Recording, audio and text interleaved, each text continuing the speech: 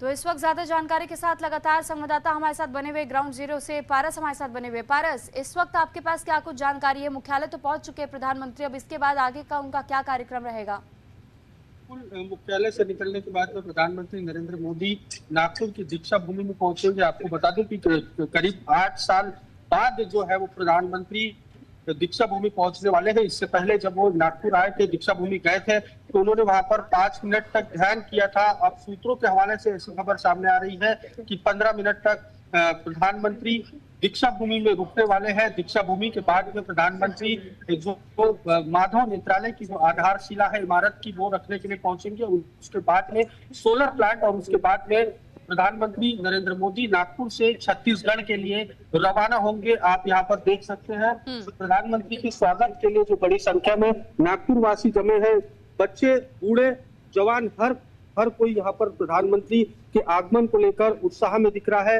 हाथों में बीजेपी के जो झंडे हैं वो दिखाई दे रहे हैं। हालांकि कुछ स्कूली जो विद्यार्थी हैं वो भी यहाँ पर है। ऑटो चालक संगठन के लोग हैं। आप यहाँ पर देख सकते हैं कि पंडित बच्चेराज व्यास विद्यालय के जो स्टूडेंट हैं, जो विद्यार्थी हैं, वो यहाँ पर प्रधानमंत्री के स्वागत के लिए बड़ी संख्या में मौजूद है। साथ ही जो भारतीय जनता पार्टी नागपुर इकाई के जो भारतीय जनता पार्टी के जो पदाधिकारी है वो भी यहाँ पर दिखाई दे रहे हैं। तो कुल मिलाकर बड़ी संख्या में प्रधानमंत्री के स्वागत के लिए पूरी तरह से जो नागपुर है वो तैयार है। 47 जो प्रमुख जो चौराहे हैं वहां पर प्रधानमंत्री नरेंद्र मोदी का स्वागत किया जाने वाला है।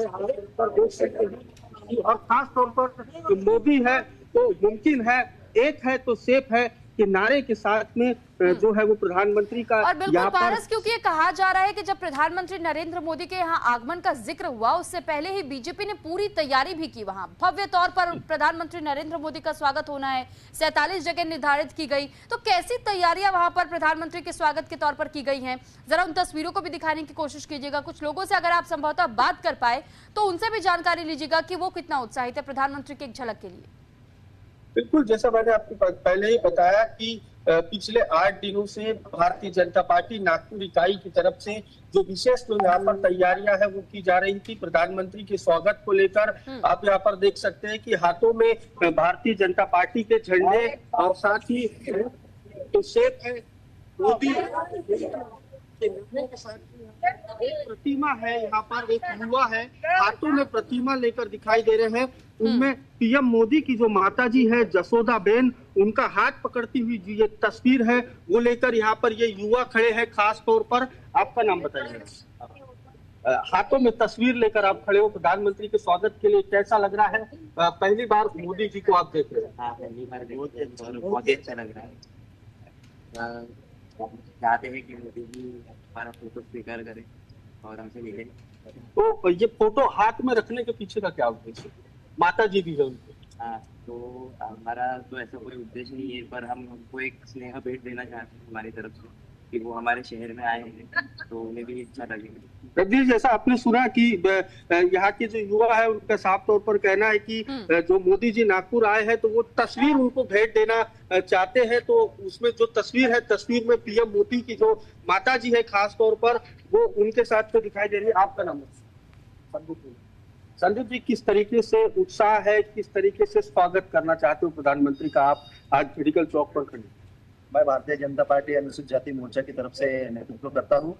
अनुसूचित जाति के लिए बहुत से अच्छे निर्णय लिए हैं मोदी सरकार ने और भविष्य में भी लेंगे। और यहाँ पे जो उत्साह दिख रहा है और मोदी जी का अच्छाई के कारण यहाँ पे सब लोग जगह इकट्ठा हुए। जी ठीक पारस, मोदी जी भविष्य में अपना भारत का न्यू ऊंचा रखेंगे और भारत का झंडा सदा ऊंचा रखेंगे। ठीक है। यहाँ पर आपने सुना कुछ ही देर में जो प्रधानमंत्री का काफिला है तो वो यहाँ से गुजरने वाला है। आप यहाँ पर देख सकते हैं तस्वीरें। कुछ ही देर में प्रधानमंत्री का जो काफिला है यहाँ से आरएसएस मुख्यालय से निकलकर प्रधानमंत्री नरेंद्र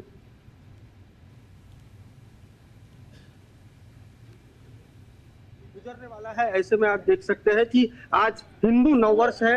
हाथों में एक हिंदू नववर्ष की जो गुड़ी पाड़वे की जो गुड़ी है वो लेकर एक गुड़िया यहाँ पर हमें दिखाई दे रही है। प्रधानमंत्री के स्वागत के लिए खास तौर पर एक छोटी सी गुड़ी है वो हाथ में लेकर यहाँ पर एक जो गुड़िया है वो दिखाई दे रही है।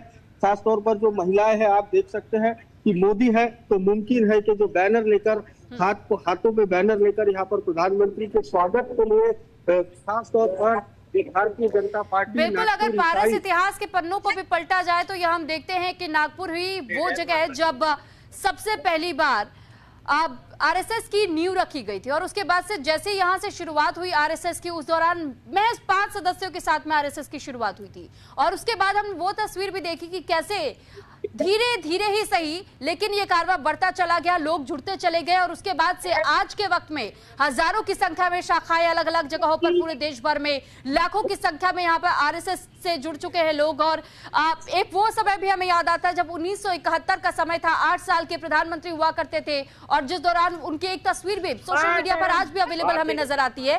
तो ये बहुत अपने आप में खास मौका कि एक वक्त ऐसा जब सदस्य थे वो आरएसएस के, एक वक्त ये जब देश के प्रधानमंत्री के तौर पर वो आरएसएस के मुख्यालय पहुंचे हुए हैं।